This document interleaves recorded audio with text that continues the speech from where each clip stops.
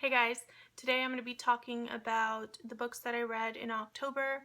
I read 4 books, but I also read most of a 5th, so I'm going to include that one even though I finished that one last night. The first book that I want to talk about is The Great Gatsby, and this was a buddy read with Kate Howe. I'll have her channel linked down below. This was the first time that I read The Great Gatsby, and I try to go in with low expectations because I tend to hype up books that are very critically acclaimed, and so that always tends to interfere with my perception of the book, or I end up being disappointed if the book doesn't live up to those expectations. So I wanted to approach this one with very little expectations for anything amazing, and I think I succeeded in that. However, I did not enjoy this book. I found it to lack a lot of depth.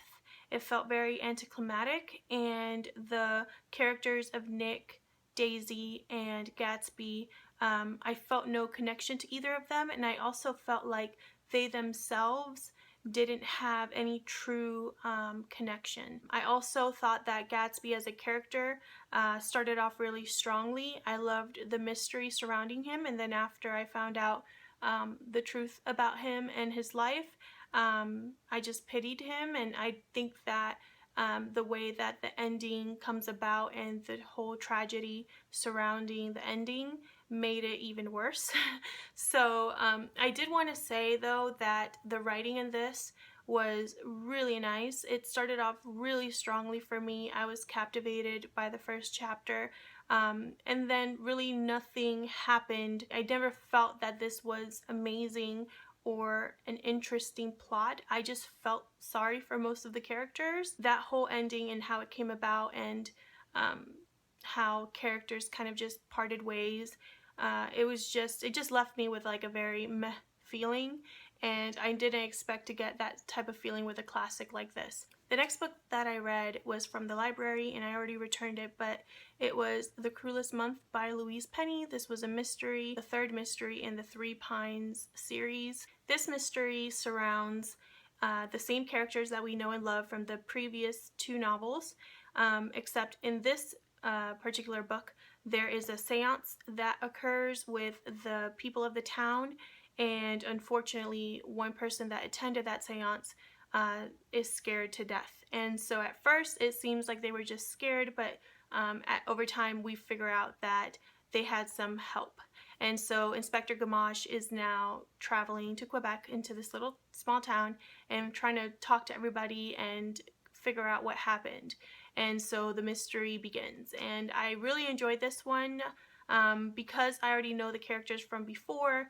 I just appreciated it a lot more. I also appreciate the humor that Louise throws in here, and I also appreciate the fact that it's still a mystery even till the last chapter.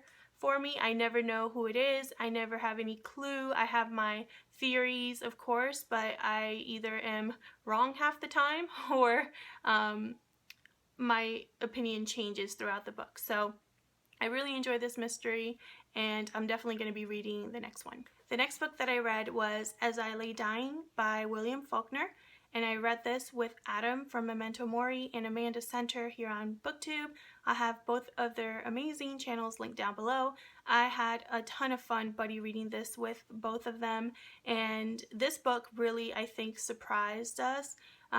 It at first seems like it's a very simple story with some very simple-minded characters, and then the more you look at it and the more you realize there are all these other angles, the more you end up talking about it and dissecting it, and that's exactly what we did. We overanalyzed this book, and it made it a ton of fun. This book is a story of a family who is burying their mother, and to bury her they have to go to another town, and it's this long journey where it costs each of them something to bury her. Really, this story is about how each of the family members is dealing with grief and the death of their mother. This family is a family that it has no connection to each other. They don't know how to express their emotions, their grief. They just don't have that type of family dynamic, and so they each struggle to come to terms with their mother dying. The writing is very misleading, it's deceptive, it's very disjointed and gritty, and if you blink, you'll miss it, I feel. If you don't really pay attention or read between the lines or try to, then I think you're going to miss out a lot of what makes this book so special. So I ended up loving it, if you can't tell. I definitely want to read more Faulkner. I think my next book that I want to try by him is The Sound and the Fury, but I'm not 100% sure. But I do know that I want to read something else by him. The next book that I read was my second reread of the year, and that was Frankenstein by Mary Shelley. This edition was the 1818 edition. This particular edition by Oxford World Classics has a section in the back that explains the changes. A lot of the changes are minimal. Like, for example, Elizabeth, the character in the story that's supposed to be Frankenstein's romantic interest. In the first book, she's the first cousin. In this edition, she is a stranger to the family. So little changes like that. This book was very eye-opening for me because I didn't realize how little I remembered of the story. It felt like I was rereading a whole new story. This is a story of Victor Frankenstein, who's a college student and is influenced by his professors and his curiosity to build a creature and bring it to life.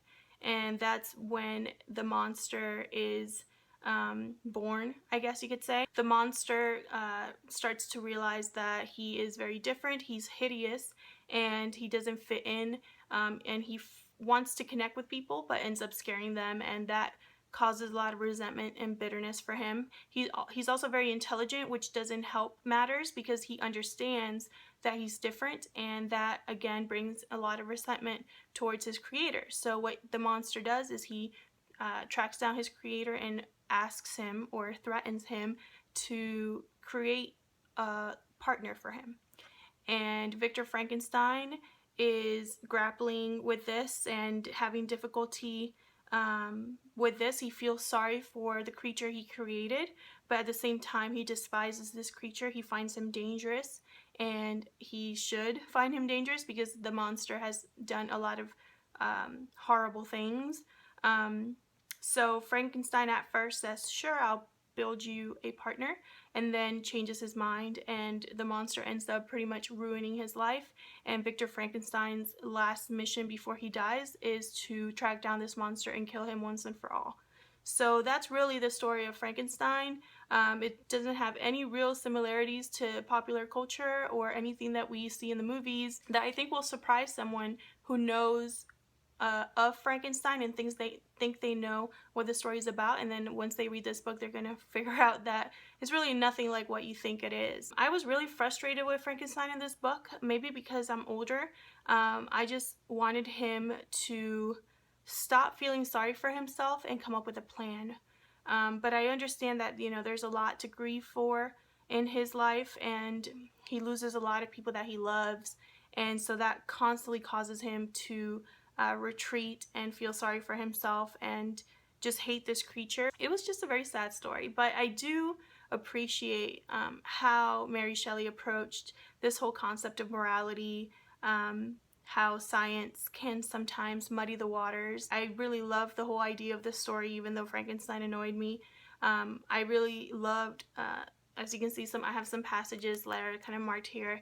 I loved how the creature kind of justifies his, you know, horrible crimes, and how he tries to appeal to Frankenstein's sympathy. He kind of feels like Frankenstein set him up for failure. He created him in this way that's like tall and menacing and ugly, and, you know, just freaks everybody out that sees him, and he resents Frankenstein for even creating him. So you kind of struggle as a reader feeling sorry for this creature, but at the same time realizing that the creature has done some really horrible things. And I think that's a really interesting concept, and not all authors can really present that in a way that, you know, kind of puts you on the fence. And so I think that's probably why I really love this story. So I'm glad I reread it, and it makes me want to reread, like I said, more books that I've read years ago, because it felt like I read it for the first time, and so I enjoyed it just as much. And then the last book that I read most of it in October, and I am dreading talking about it because there's just so much to it, but that's The House of the Spirits by Isabel Allende. I'm going to try to talk about this in the simplest way that I can. This is a multi-generational family saga. It's set in Chile in the 1940s to the 1970s, and it surrounds 4 women of that family: Nivia, Clara, Blanca, and Alba. It surrounds those 4 women and the one man that kind of connects them all or is a part of their life, Esteban. There is some magical realism tied into this story. It's kind of woven in seamlessly, and there's also some sort of ridiculous situations and humor that surround the story. It's beautifully written, and the characters are all very vivid and come to life in their own way. It reminds me a lot of 100 Years of Solitude by Gabriel Garcia Marquez, only a lot longer, and obviously the characters are different. I was really impressed to find out that this was Isabel's first novel, and I just, it's a masterpiece. There's really nothing wrong with it. The only thing that I can think of that is not perfect about it or something that I would change is the length. I feel like it is too long. But at the same time, Isabel is using this plot of this book kind of mirroring what really happened in Chile, where she grew up. So there's a lot of elements of historical fact in here that are thrown into the story, and she just uses the characters and the plots to kind of drive that history along, and so that's probably why it's as long as it is. Another thing I want to mention is the character of Esteban. I feel like even though Isabel took her time with all 4 women, Nivia not as much. She's just a part of the story to kind of introduce Clara and Rosa, and then after Rosa dies, then Clara takes over the major part of the story. She gives birth to Blanca. Blanca then takes over a little bit of the story, and then Blanca finally gives birth to Alba, and Alba takes kind of the story to the end. Even though Isabel took her time with all 4 women, I think secretly he is her favorite character. He's just such an interesting piece of work. There's not one likable quality about this man. He has a horrible temper. He is super set in his ways, arrogant, just very hard and tough to deal with and live with. But he's also a great businessman, and he's desperate to show Clara how much he loves her. But because of his character, his personality, it's impossible. Clara essentially tolerates him, and that causes a lot of funny, ridiculous situations in the family. I absolutely love this book. Like the first, I would say 300 pages were amazing, and then it started to kind of feel like, okay, what else can you really tell me about this family? What else can happen to this family? I kind of want to get to the end. I want to know that everybody is happy, and of course that doesn't happen, but you know what I mean.